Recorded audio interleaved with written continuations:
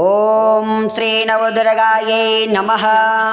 अथ श्री शैलपुत्री स्तोत्रम्। हिमालय उवाच ओम मातस्त्वं कृपया गृहे मम सुता जातासि नित्यापि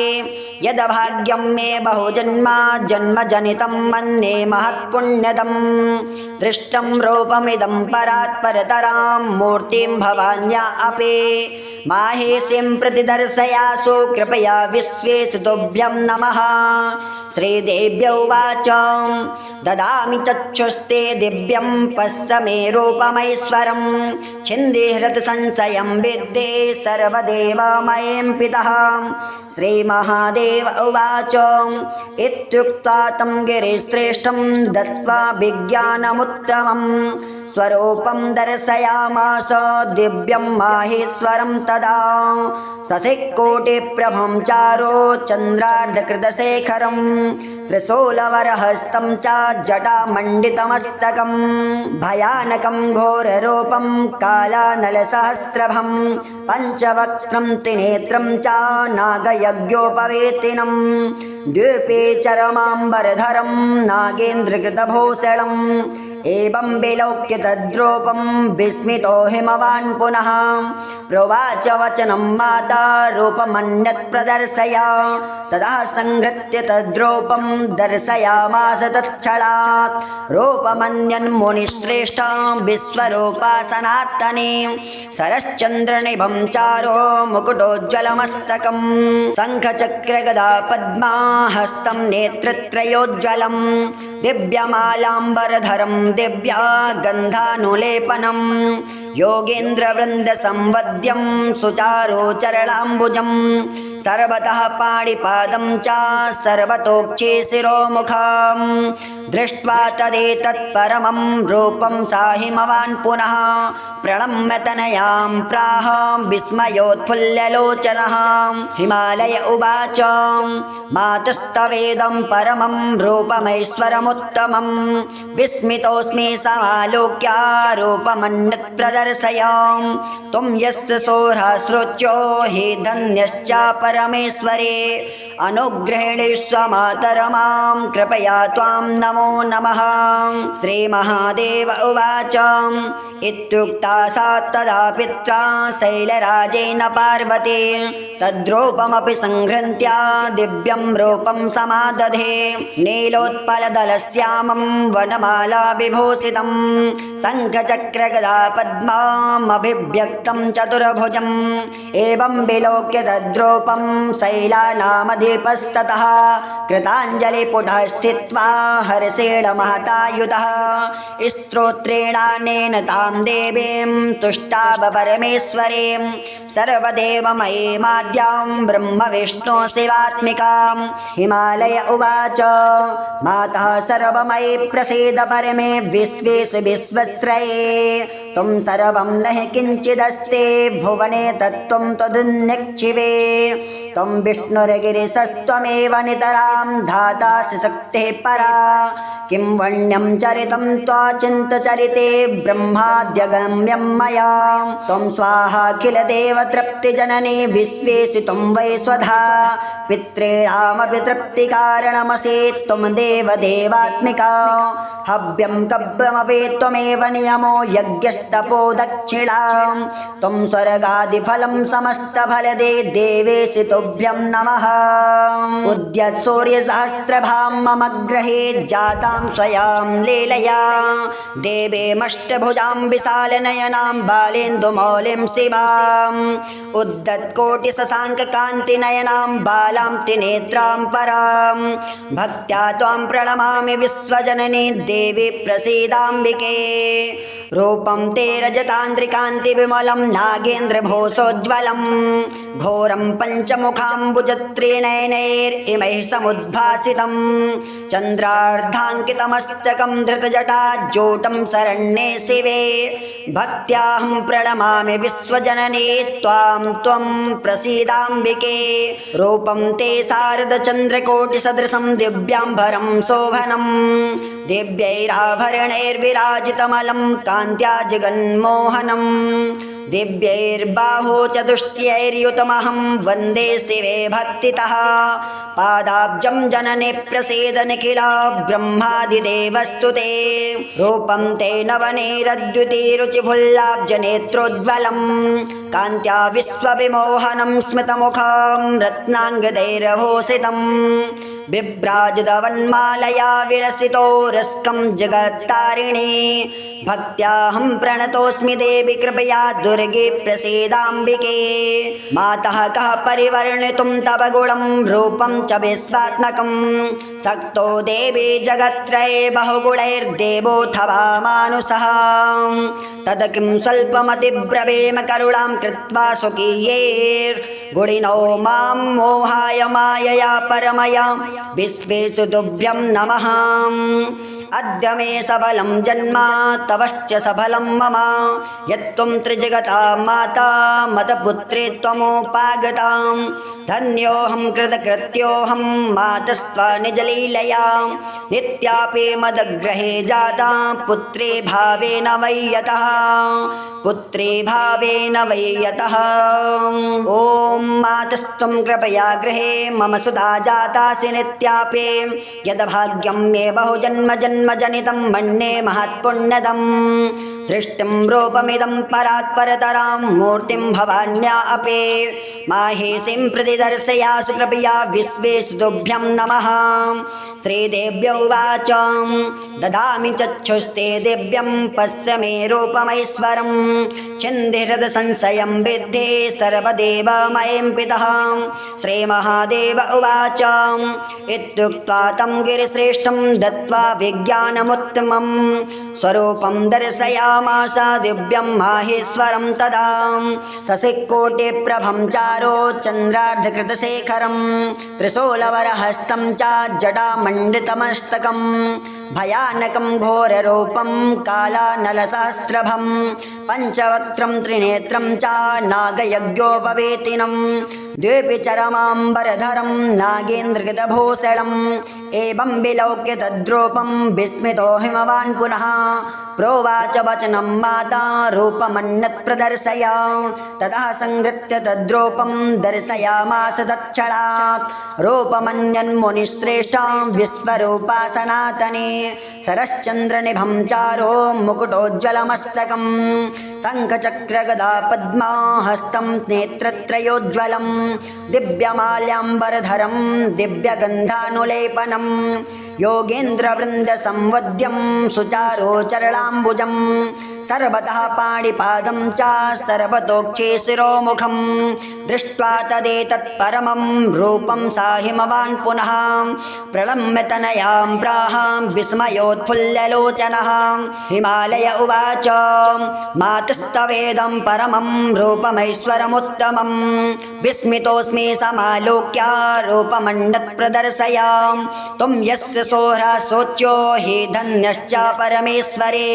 अनुग्रहेणे स्वमातर्मां कृपया त्वां नमो नमः श्रीमहादेव उवाच इत्युक्ता सा तदा पित्रा शैलराजेन पार्वती तद्रूपमपि संहृत्य दिव्यं रूपं समादधे नीलोत्पलदलश्यामं वनमाला विभूषितं शङ्खचक्रगदा पद्मामभिव्यक्तं चतुर्भुजम् एवं विलोक्य तद्रूपं शैलानामधिपस्ततः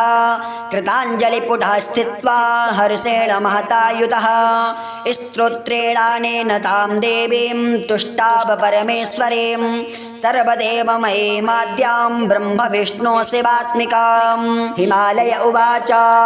मातः सर्वमयी प्रसीद परमे विश्वेषु विश्वस्वरे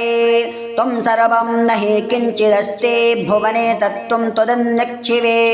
त्वं विष्णुर्गिरीशस्त्वमेव नितरां धातासि शक्तिः परा किं वण्यं चरितं त्वचिन्तचरिते ब्रह्माद्यागम्यं मया त्वं स्वाहाखिला देव तृप्तिजनने विश्वेसितुं वै स्वधा पितॄणामपि तृप्ते कारणमसि त्वं देवदेवात्मिका हव्यं कव्यमपि त्वमेव नियमो यज्ञस्तपो दक्षिणां त्वं स्वर्गादिफलं समस्तफलदेस्तेवेषु तुभ्यं नमः रूपं सूक्ष्मतमं परात्परतरं यद्योगिनो विद्यया शुद्धं ब्रह्ममयं वदन्ति परमं माता सुदीप्तं तव वाचा दुरविषयं मनोतिगमपि त्रैलोक्यबीजं शिवे भक्त्याहं प्रणमामि देवी वरदे विश्वेश्वरि त्राहि माम् उद्दत्सूर्यसहस्रभां मम गृहे जातां स्वयं लीलया देवीमष्टभुजां विशालनयनां बालेन्दुमौलिं शिवाम् उद्दत्कोटिशशाङ्ककान्तिनयनां बालां त्रिनेत्रां परां भक्त्या त्वां प्रणमामि विश्वजननी देवी प्रसीदाम्बिके रूपं ते रजतान्द्रिकान्तिविमलं नागेन्द्रभूषोज्ज्वलं घोरं पञ्चमुखाम्बुज त्रिनयनैरिमैः समुद्भासितां चन्द्रार्धाङ्कितमस्तकं धृतजटाजूटं शरण्ये शिवे भक्त्याहं प्रणमामि विश्वजननि त्वां त्वं प्रसीदाम्बिके रूपं ते शारदचन्द्रकोटिसदृशं दिव्याम्बरं शोभनं दिव्यैराभरणैर्विराजितमलं कान्त्या जगन्मोहनं दिव्यैर्बाहुचतुष्टयैर्युतमहं वन्दे शिवे भक्तितः पादाब्जं जनने प्रसीदनिखिला ब्रह्मादिदेवस्तुते रूपं ते नवनारद्युते रुचिफुल्लाब्जनेत्रोज्ज्वलं कान्त्या विश्वविमोहनं स्मितमुखं रत्नाङ्गदैर्भूषितं बिभ्राजवन्मालया विलसितो रस्कं जगत्तारिणे भक्त्याहं प्रणतोऽस्मि देवि कृपया दुर्गे प्रसीदाम्बिके मातः कः परिवर्णितुं तव गुणं रूपं च विश्वात्मकं सक्तो देवे जगत्त्रये बहुगुणैर्देवोऽथवा मानुषः तद किं स्वल्पमतिब्रवीम करुणां कृत्वा स्वकीयैर्गुणिनो मां मोहय मायया परमया विश्वेषु तुभ्यं नमः अद्य मे सबलं जन्म तवश्च सबलं मम यत्त्वं त्रिजगतां माता मदपुत्री त्वमुपागतां धन्योऽहं कृतकृत्योऽहं मातस्त्वा निजलीलया नित्यापि मदग्रहे जाता पुत्रे भावेन वै यतः पुत्रे भावेन वै यतः ॐ मातस्त्वं कृपया गृहे मम सुता जातासि नित्यापि यदभाग्यं मे बहुजन्म जन्मजनितं मन्ये महत्पुण्यदं दृष्टं रूपमिदं परात्परतरां मूर्तिं भवान्या अपि माहेशीं प्रतिदर्शयासु कृपया विश्वेषु तुभ्यं नमः श्रीदेव्य उवाच ददामि चक्षुस्ते दिव्यं पश्य मे रूपमैश्वरं छिन्दिहृतसंशयं विद्धे सर्वदेवमयं पितः श्रीमहादेव उवाच इत्युक्त्वा तं गिरिश्रेष्ठं दत्त्वा विज्ञानमुत्तमं स्वरूपं दर्शयामास दिव्यं माहेश्वरं तदा शशिकोटिप्रभं चारो चन्द्रार्धकृतशेखरं त्रिशूलवरहस्तं च जटामण्डितमस्तकं भयानकं घोररूपं कालानलसहस्रभं पञ्चवक्त्रं त्रिनेत्रं च नागयज्ञोपवेतिनं द्वीपे चरमाम्बरधरं नागेन्द्रकृतभूषणम् एवं विलोक्य तद्रूपं विस्मितो हिमवान् पुनः प्रोवाच वचनं माता रूपमन्यत् प्रदर्शय तदा संहृत्य तद्रूपं दर्शयामास तत्क्षणात् रूपमन्यन्मुनिश्रेष्ठ विश्वरूपा सनातने सरश्चन्द्रनिभं चारो मुकुटोज्ज्वलमस्तकं शङ्खचक्रगदा पद्मा हस्तं नेत्रत्रयोज्ज्वलं दिव्यमालाम्बरधरं दिव्या गन्धानुलेपनं योगेन्द्रवृन्दसंवद्यं सुचारुचरणाम्बुजं सर्वतः पाणिपादं च सर्वतोक्षे शिरोमुखं दृष्ट्वा तदेतत्परमं रूपं साहिमवान् पुनः प्रणम्य तनयां प्राह विस्मयोत्फुल्ललोचनः हिमालय उवाच मातस्तवेदं परमं रूपमैश्वरमुत्तमं विस्मितोऽस्मि समालोक्य रूपमन्यत् प्रदर्शय त्वं यस्य सोऽहस्रोच्यो हि धन्यश्च परमेश्वरे अनुग्रहेणेष्व मातरमां कृपया त्वां नमो नमः। श्रीमहादेव उवाच इत्युक्ता सा तदा पित्रा शैलराजेन पार्वती तद्रूपमपि संहृत्य दिव्यं रूपं समादधे नीलोत्पलदलश्यामं वनमाला विभूषितं शङ्खचक्रगदा पद्मामभिव्यक्तं चतुर्भुजम् एवं विलोक्य तद्रूपं शैलानामधिपस्ततः कृताञ्जलिपुटः स्थित्वा हर्षेण महतायुतः स्तोत्रेणानेन तां देवीं तुष्टाव परमेश्वरीं सर्वदेवमयीमाद्यां ब्रह्म विष्णु शिवात्मिकां हिमालय उवाच मातः सर्वमयी प्रसीद परमे विश्वेषु विश्वश्रये त्वं सर्वं न हि किञ्चिदस्ति भुवने तत्त्वं त्वदन्यक्षिवे त्वं विष्णुर्गिरिशस्त्वमेव नितरां धातासि शक्तिः परा किं वण्यं चरितं त्वाचिन्तचरिते ब्रह्माद्यगम्यं मया त्वं स्वाहा किल देवतृप्तिजननी विश्वेषु त्वं वै स्वधा पितॄणामपि तृप्तिकारणमसि त्वं देवदेवात्मिका हव्यं कव्यमपि त्वमेव नियमो यज्ञस्तपो दक्षिणां त्वं स्वर्गादिफलं समस्तफलदे देवेशि तुभ्यं नमः उद्यत् सूर्यसहस्रभां मम गृहे जातां स्वयं लीलया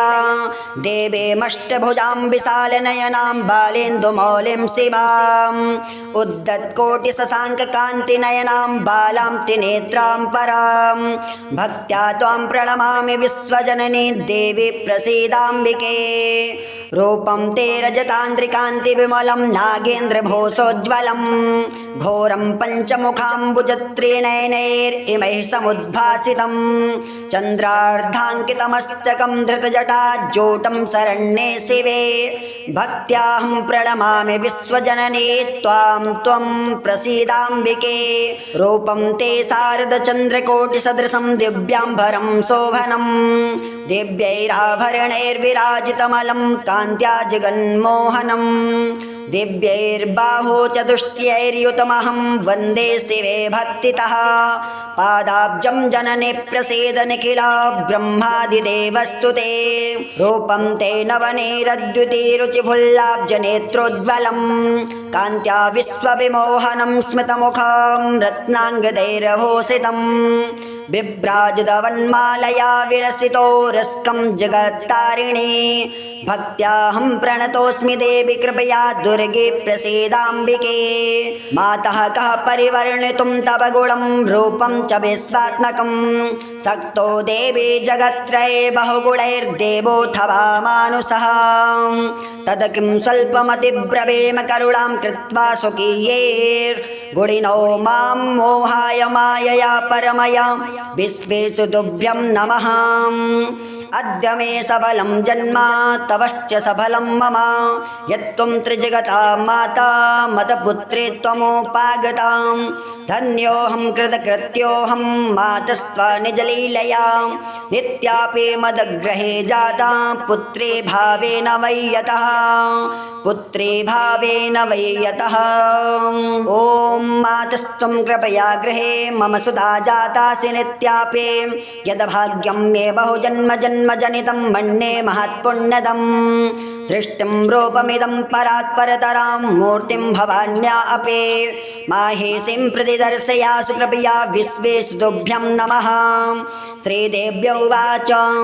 ददामि चक्षुस्ते दिव्यं पश्य मे रूपमैश्वरं छिन्दिहृदसंशयं विद्धे सर्वदेवमयं पितः श्रीमहादेव उवाच इत्युक्त्वा तं गिरिश्रेष्ठं दत्त्वा विज्ञानमुत्तमं स्वरूपं दर्शयामास दिव्यं माहेश्वरं तदा ससिक्कोटिप्रभं चारो चन्द्रार्धकृतशेखरं त्रिशूलवरहस्तं च जटामण्डितमस्तकं भयानकं घोररूपं कालानलसहस्रभं पञ्चवक्त्रं त्रिनेत्रं च नागयज्ञोपवेतिनं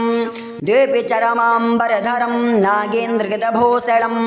एवं विलोक्य तद्रूपं विस्मितो हिमवान् पुनः प्रोवाच वचनं माता रूपमन्यत् प्रदर्शय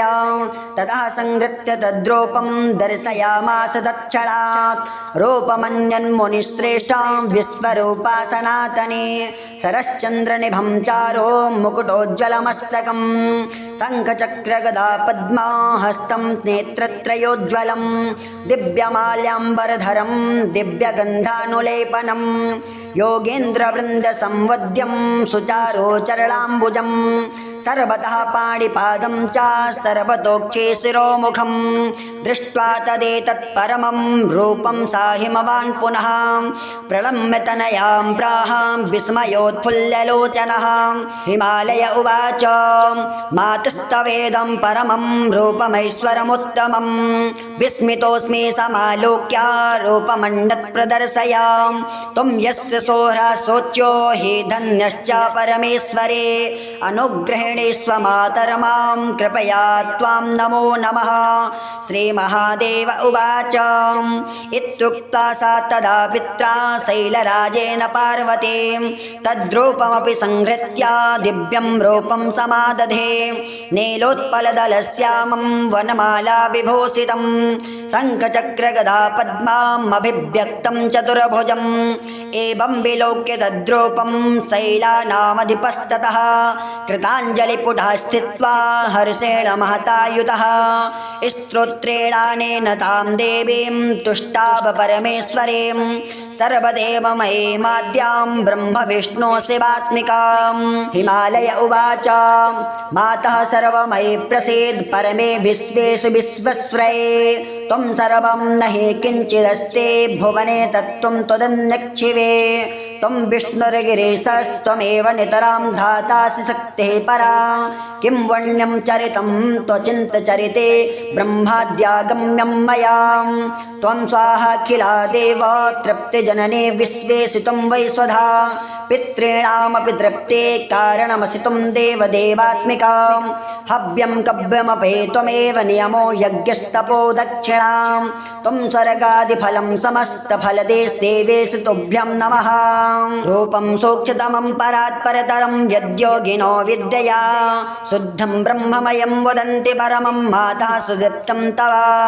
वाचा दुरविषयं मनोतिगमपि त्रैलोक्यबीजं शिवे भक्त्याहं प्रणमामि देवी वरदे विश्वेश्वरि त्राहि माम् उद्धत्सूर्यसहस्रभां मम गृहे जातां स्वयं लीलया देवीमष्टभुजां विशालनयनां बालेन्दुमौलिं शिवाम् उद्धत्कोटिशशाङ्ककान्तिनयनां बालां त्रिनेत्रां परां भक्त्या त्वां प्रणमामि विश्वजननी देवी प्रसीदाम्बिके रूपं ते रजतान्द्रिकान्तिविमलं नागेन्द्रभूषोज्ज्वलं घोरं पञ्चमुखाम्बुज त्रिनयनैरिमैः समुद्भासितां चन्द्रार्धाङ्कितमस्तकं धृतजटाजूटं शरण्ये शिवे भक्त्याहं प्रणमामि विश्वजननि त्वां त्वं प्रसीदाम्बिके रूपं ते शारदचन्द्रकोटिसदृशं दिव्याम्बरं शोभनं दिव्यैराभरणैर्विराजितमलं कान्त्या जगन्मोहनं दिव्यैर्बाहुचतुष्टयैर्युतमहं वन्दे शिवे भक्तितः पादाब्जं जनने प्रसीदनिखिला ब्रह्मादिदेवस्तुते रूपं ते नवनारद्युते रुचे फुल्लाब्जनेत्रोज्ज्वलं कान्त्या विश्वविमोहनं स्मितमुखं रत्नाङ्गदैर्भूषितं बिभ्राजवन्मालया विलसितो रस्कं जगत्तारिणे भक्त्याहं प्रणतोऽस्मि देवि कृपया दुर्गे प्रसीदाम्बिके मातः कः परिवर्णितुं तव गुणं रूपं च विश्वात्मकं सक्तो देवे जगत्त्रये बहुगुणैर्देवोऽथवा मानुषः तत किं स्वल्पमतिब्रवीम करुणां कृत्वा स्वकीयैर् गुणिनो मां मोहय मायया परमया विश्वेश तुभ्यं नमः अद्य मे सबलं जन्म तवश्च सबलं मम यत्त्वं त्रिजगतां माता मतपुत्री त्वमुपागतां धन्योऽहं कृतकृत्योऽहं मातस्त्वा निजलीलया नित्यापि मदग्रहे जाता पुत्रे भावेन वै यतः पुत्रे भावेन वै यतः ॐ मातस्त्वं कृपया गृहे मम सुता जातासि नित्यापि यदभाग्यं मे बहुजन्म जनितं मन्ये महत्पुण्यदं दृष्टं रूपमिदं परात् परतरां मूर्तिं भवान्या अपि माहेशीं प्रतिदर्शयासु कृपया विश्वेश तुभ्यं नमः श्रीदेव्य उवाच ददामि चक्षुस्ते दिव्यं पश्य मे रूपमैश्वरं छिन्दिहृत् संशयं विद्धे सर्वदेवमयं पितः श्रीमहादेव उवाच इत्युक्त्वा तं गिरिश्रेष्ठं दत्त्वा विज्ञानमुत्तमं स्वरूपं दर्शयामास दिव्यं माहेश्वरं तदा शशिकोटिप्रभं चारो चन्द्रार्धकृतशेखरं त्रिशूलवरहस्तं च जटामण्डितमस्तकं भयानकं घोररूपं कालानलसहस्रभं पञ्चवक्त्रं त्रिनेत्रं च नागयज्ञोपवेतिनं द्वीपे चरमाम्बरधरं नागेन्द्रकृतभूषणम् एवं विलोक्य तद्रूपं विस्मितो हिमवान् पुनः प्रोवाच वचनं माता रूपमन्यत् प्रदर्शय तदा संहृत्य तद्रूपं दर्शयामास तत्क्षणात् रूपमन्यन् मुनिश्रेष्ठ विश्वरूपा सनातने शरश्चन्द्रनिभं चारो मुकुटोज्ज्वलमस्तकं शङ्खचक्रगदा पद्मा हस्तं नेत्रत्रयोज्ज्वलं दिव्यमालाम्बरधरं दिव्या गन्धानुलेपनं योगेन्द्रवृन्दसंवद्यं सुचारुचरणाम्बुजं सर्वतः पाणिपादं च सर्वतोक्षे शिरोमुखं दृष्ट्वा तदेतत्परमं रूपं सा हिमवान् पुनः प्रणम्य तनयां प्राह विस्मयोत्फुल्ललोचनः हिमालय उवाच मातस्तवेदं परमं रूपमैश्वरमुत्तमं विस्मितोऽस्मि समालोक्य रूपमन्यत् प्रदर्शय त्वं यस्य सोऽहस्रोच्चो हि धन्यश्च परमेश्वरे अनुग्रहेणेष्व मातरमां कृपया त्वां नमो नमः श्रीमहादेव उवाच इत्युक्ता सा तदा पित्रा शैलराजेन पार्वती तद्रूपमपि संहृत्य दिव्यं रूपं समादधे नीलोत्पलदलश्यामं वनमाला विभूषितं शङ्खचक्रगदा पद्मामभिव्यक्तं चतुर्भुजम् एवं विलोक्य तद्रूपं शैलानामधिपस्ततः कृताञ्जलिपुटः स्थित्वा हर्षेण महतायुधः स्तोत्रेणानेन तां देवीं तुष्टाव परमेश्वरीं सर्वदेवमयीमाद्यां ब्रह्मविष्णु शिवात्मिकां हिमालय उवाच मातः सर्वमयी प्रसीद परमे विश्वेश विश्वश्रये त्वं सर्वं न हि किञ्चिदस्ति भुवने तत्त्वं त्वदन्यक्षिवे त्वं विष्णुर्गिरिशस्त्वमेव नितरां धातासि शक्तिः परा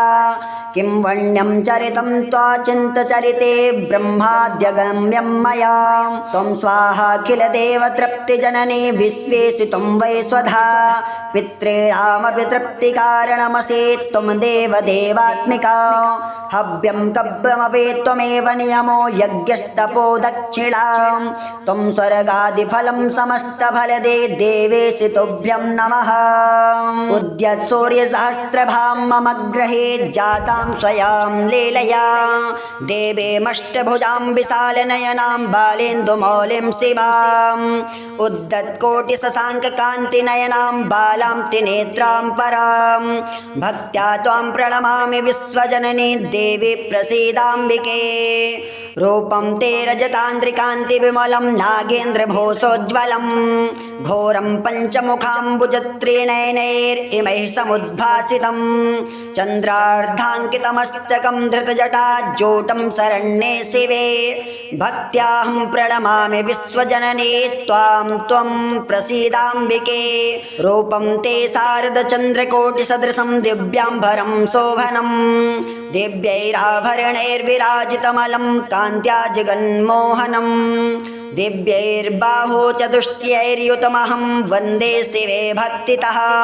पादाब्जं जनने प्रसीद निखिला ब्रह्मादिदेवस्तुते रूपं ते नवनीरद्युतिरुचिभुल्लाब्जनेत्रोज्ज्वलं कान्त्या विश्वविमोहनं स्मितमुखं रत्नाङ्गदैरभूषितं बिभ्राजितवन्मालया विरसितो रस्कं जगत्तारिणी भक्त्याहं प्रणतोऽस्मि देवि कृपया दुर्गे प्रसीदाम्बिके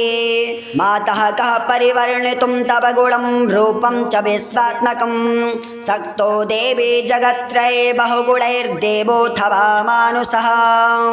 तद किं स्वल्पमतिब्रवीम करुणां कृत्वा स्वकीयैर्गुणिनो मां मोहाय मायया परमया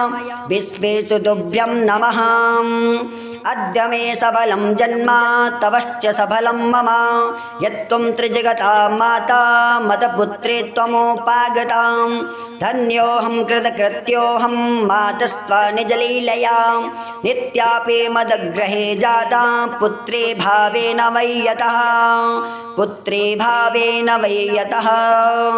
ॐ मातस्त्वं कृपया गृहे मम सुता जातासि नित्यापि यद्भाग्यं मे बहुजन्म जन्मजनितं मन्ये महत्पुण्यदम् दृष्टिं रूपमिदं परात्परतरां मूर्तिं भवान्या अपि माहेशीं प्रति दर्शयासु कृपया विश्वेषु तुभ्यं नमः श्रीदेव्य उवाच ददामि चक्षुस्ते दिव्यं पश्य मे रूपमैश्वरं छिन्दिहृदसंशयं विद्धे सर्वदेवमयं पितः श्रीमहादेव उवाच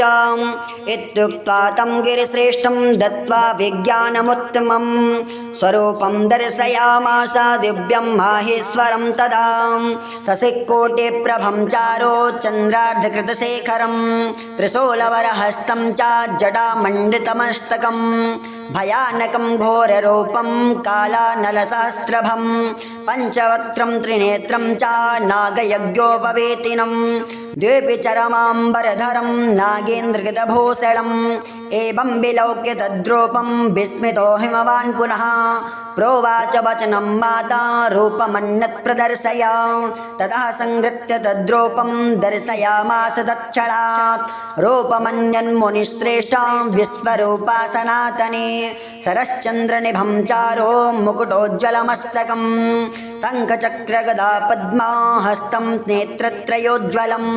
दिव्यमाल्याम्बरधरं दिव्यगन्धानुलेपनं योगेन्द्रवृन्दसंवद्यं सुचारोचरणाम्बुजं सर्वतः पाणिपादं च सर्वतोक्षे शिरोमुखं दृष्ट्वा तदेतत्परमं रूपं सा हिमवान् पुनः प्रलम्ब्य तनयां प्राहां विस्मयोत्फुल्ललोचनः हिमालय उवाच मातस्तवेदं परमं रूपमैश्वरमुत्तमं विस्मितोऽस्मि समालोक्य रूपमन्यत् प्रदर्शय त्वं यस्य सोऽहरासोच्यो हि धन्यश्च परमेश्वरे अनुग्रहेणे स्वमातर्मां कृपया त्वां नमो नमः श्रीमहादेव उवाच इत्युक्ता सा तदा पित्रा शैलराजेन पार्वती तद्रूपमपि संहृत्य दिव्यं रूपं समादधे नीलोत्पलदलश्यामं वनमाला विभूषितं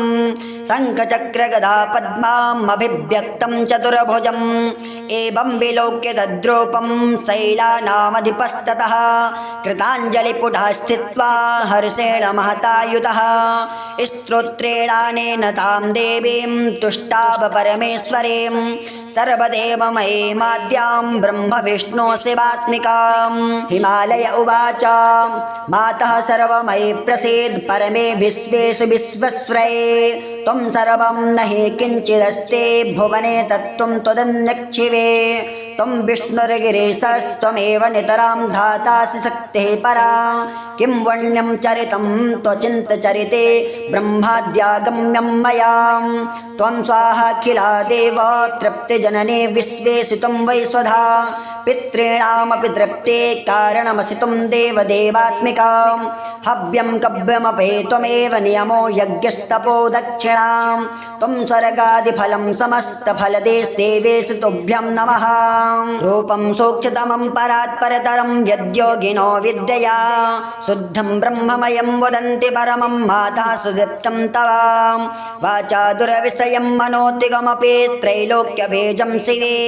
भक्त्याहं प्रणमामि देवी वरदे विश्वेश्वरि त्राहि माम् उद्दत्सूर्यसहस्रभां मम गृहे जातां स्वयं लीलया देवीमष्टभुजां विशालनयनां बालेन्दुमौलिं शिवाम् उद्दत्कोटिशशाङ्ककान्तिनयनां बालां त्रिनेत्रां परां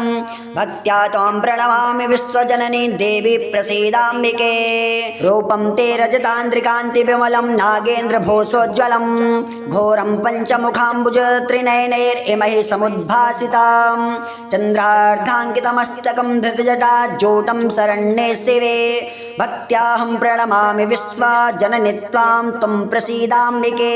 रूपं ते शारदचन्द्रकोटिसदृशं दिव्याम्बरं शोभनं दिव्यैराभरणैर्विराजितमलं कान्त्या जगन्मोहनं दिव्यैर्बाहुचतुष्टयैर्युतमहं वन्दे शिवे भक्तितः पादाब्जं जनने प्रसीदनिखिला ब्रह्मादिदेवस्तुते रूपं ते नवनारद्युते रुचिफुल्लाब्जनेत्रोज्ज्वलं कान्त्या विश्वविमोहनं स्मितमुखं रत्नाङ्गदैर्भूषितं बिभ्राजवन्मालया विलसितो रस्कं जगत्तारिणे भक्त्याहं प्रणतोऽस्मि देवि कृपया दुर्गे प्रसीदाम्बिके मातः कः परिवर्णितुं तव गुणं रूपं च विश्वात्मकं सक्तो देवे जगत्त्रये बहुगुणैर्देवोऽथवा मानुषः तत् किं स्वल्पमतिब्रवीम करुणां कृत्वा स्वकीयैर्गुणिनो मां मोहय मायया परमया विश्वेषु तुभ्यं नमः अद्य मे सबलं जन्म तवश्च सबलं मम यत्त्वं त्रिजगतां माता मदपुत्री त्वमुपागतां धन्योऽहं कृतकृत्योऽहं मातस्त्वा निजलीलया नित्यापि मदग्रहे जाता पुत्रे भावेन वै यतः पुत्रे भावेन वै यतः ॐ मातस्त्वं कृपया गृहे मम सुता जातासि नित्यापि यदभाग्यं मे बहुजन्मजनितं मन्ये महत्पुण्यदं दृष्टं रूपमिदं परात्परतरां मूर्तिं भवान्या अपि माहेशीं प्रतिदर्शयासु कृपया विश्वेषु तुभ्यं नमः श्रीदेव्य उवाच ददामि चक्षुस्ते दिव्यं पश्य मे रूपमैश्वरं छिन्दिहृत्संशयं विद्धे सर्वदेवमयं पितः श्रीमहादेव उवाच इत्युक्त्वा तं गिरिश्रेष्ठं दत्त्वा विज्ञानमुत्तमं स्वरूपं दर्शयामास दिव्यं माहेश्वरं तदा शशिकोटिप्रभं चारो चन्द्रार्धकृतशेखरं त्रिशूलवरहस्तं च जटामण्डितमस्तकं भयानकं घोररूपं कालानलसहस्रभं पञ्चवक्त्रं त्रिनेत्रं च नागयज्ञोपवेतिनं द्वीपे चरमाम्बरधरं नागेन्द्रकृतभूषणं एवं विलोक्य तद्रूपं विस्मितो हिमवान् पुनः प्रोवाच वचनं माता रूपमन्यत् प्रदर्शय तदा संहृत्य तद्रूपं दर्शयामास तत्क्षणात् रूपमन्यन् मुनिश्रेष्ठ विश्वरूपा सनातने सरश्चन्द्रनिभं चारो मुकुटोज्ज्वलमस्तकं शङ्खचक्रगदा पद्मा हस्तं नेत्रत्रयोज्ज्वलं दिव्यमालाम्बरधरं दिव्या गन्धानुलेपनं योगेन्द्रवृन्दसंवद्यं सुचारुचरणाम्बुजं सर्वतः पाणिपादं च सर्वतोक्षे शिरोमुखं दृष्ट्वा तदेतत्परमं रूपं सा हिमवान् पुनः प्रणम्य तनयां प्राह विस्मयोत्फुल्ललोचनः हिमालय उवाच मातस्तवेदं परमं रूपमैश्वरमुत्तमं विस्मितोऽस्मि समालोक्य रूपमन्यत् प्रदर्शयाम् त्वं यस्य सोऽहस्रोच्यो हि धन्यश्च परमेश्वरे अनुग्रहेणेष्व मातरमां कृपया त्वां नमो नमः। श्रीमहादेव उवाच इत्युक्ता सा तदा पित्रा शैलराजेन पार्वती तद्रूपमपि संहृत्य दिव्यं रूपं समादधे नीलोत्पलदलश्यामं वनमाला विभूषितं शङ्खचक्रगदा पद्मामभिव्यक्तं चतुर्भुजम् एवं विलोक्य तद्रूपं शैलानामधिपस्ततः कृताञ्जलिपुटः स्थित्वा हर्षेण महतायुतः स्तोत्रेणानेन तां देवीं तुष्टाव परमेश्वरीं सर्वदेवमयीमाद्यां ब्रह्म विष्णु शिवात्मिकां हिमालय उवाच मातः सर्वमयी प्रसीद परमे विश्वेषु विश्वश्रये त्वं सर्वं न हि किञ्चिदस्ति भुवने तत्त्वं त्वदन्यक्षिवे त्वं विष्णुर्गिरिशस्त्वमेव नितरां धातासि शक्तिः परा किं वण्यं चरितं त्वाचिन्तचरिते ब्रह्माद्यगम्यं मया त्वं स्वाहाखिलदेवतृप्तिजननी विश्वेषु त्वं वै स्वधा पितॄणामपि तृप्तिकारणमसि त्वं देवदेवात्मिका हव्यं कव्यमपि त्वमेव नियमो यज्ञस्तपो दक्षिणां त्वं स्वर्गादिफलं समस्तफलदे देवेशि तुभ्यं नमः उद्यत् सूर्यसहस्रभां मम गृहे जातां स्वयां लीलया देवीमष्टभुजां विशालनयनां बालेन्दुमौलिं शिवाम् उद्दत्कोटिशशाङ्ककान्तिनयनां बालां त्रिनेत्रां परां भक्त्या त्वां प्रणमामि विश्वजननी देवी प्रसीदाम्बिके रूपं ते रजतान्द्रिकान्तिविमलं नागेन्द्रभूषोज्ज्वलं घोरं पञ्चमुखाम्बुजत्रिनयनैरिमैः समुद्भासितं चन्द्रार्धाङ्कितमस्तकं धृतजटाज्जूटं शरण्ये शिवे भक्त्याहं प्रणमामि विश्वजननी त्वां त्वं प्रसीदाम्बिके रूपं ते शारदचन्द्रकोटिसदृशं दिव्याम्बरं शोभनं दिव्यैराभरणैर्विराजितमलं कान्त्या जगन्मोहनं दिव्यैर्बाहो चतुष्टयैर्युतमहं वन्दे शिवे भक्तितः पादाब्जं जनने प्रसीद निखिला ब्रह्मादिदेवस्तु ते रूपं ते नवनीरद्युतिरुचिफुल्लाब्जनेत्रोज्ज्वलं कान्त्या विश्वविमोहनं स्मितमुखं रत्नाङ्गदैरभूषितं बिभ्राजितवन्मालया विरसितो रस्कं जगत्तारिणी भक्त्याहं प्रणतोऽस्मि देवि कृपया दुर्गे प्रसीदाम्बिके मातः कः परिवर्णितुं तव गुणं रूपं च विश्वात्मकं शक्तो देवी जगत्त्रये बहुगुणैर्देवोऽथवा मानुषः तद किं स्वल्पमतिब्रवीम करुणां कृत्वा स्वकीयैर्गुणिनो मां मोहाय मायया परमया विश्वेषु तुभ्यं नमः अद्य मे सबलं जन्म तवश्च सबलं मम यत्त्वं त्रिजगतां माता मतपुत्री त्वमुपागतां धन्योऽहं कृतकृत्योऽहं मातस्त्वा निजलीलया नित्यापि मदग्रहे जाता पुत्री भावेन वै यतः पुत्री भावेन वै यतः ॐ मातस्त्वं कृपया गृहे मम सुता जातासि नित्यापि यद्भाग्यं मे बहुजन्म जन्मजनितं मन्ये महत्पुण्यदम् दृष्टिं रूपमिदं परात्परतरां मूर्तिं भवान्या अपि माहेशीं प्रति दर्शयासु कृपया विश्वेषु तुभ्यं नमः श्रीदेव्य उवाच ददामि चक्षुस्ते दिव्यं पश्य मे रूपमैश्वरं छिन्दिहृदसंशयं विद्धे सर्वदेवमयं पितः श्रीमहादेव उवाच इत्युक्त्वा तं गिरिश्रेष्ठं दत्त्वा विज्ञानमुत्तमं स्वरूपं दर्शयामास दिव्यं माहेश्वरं तदा शशिकोटिप्रभं चारो चन्द्रार्धकृतशेखरं त्रिशूलवरहस्तं च जटामण्डितमस्तकं भयानकं घोररूपं कालानलसहस्रभं पञ्चवक्त्रं त्रिनेत्रं च नागयज्ञोपवेतिनं द्वेपि चरमाम्बरधरं नागेन्द्रकृतभूषणम् एवं विलोक्य तद्रूपं विस्मितो हिमवान् पुनः प्रोवाच वचनं माता रूपमन्यत् प्रदर्शय ततः संहृत्य तद्रूपं दर्शयामास तत्क्षणात् रूपमन्यन्मुनिश्रेष्ठा विश्वरूपा सनातने सरश्चन्द्रनिभं चारो मुकुटोज्ज्वलमस्तकं शङ्खचक्रगदा पद्मा हस्तं नेत्रत्रयोज्ज्वलं दिव्यमाल्याम्बरधरं दिव्यगन्धानुलेपनं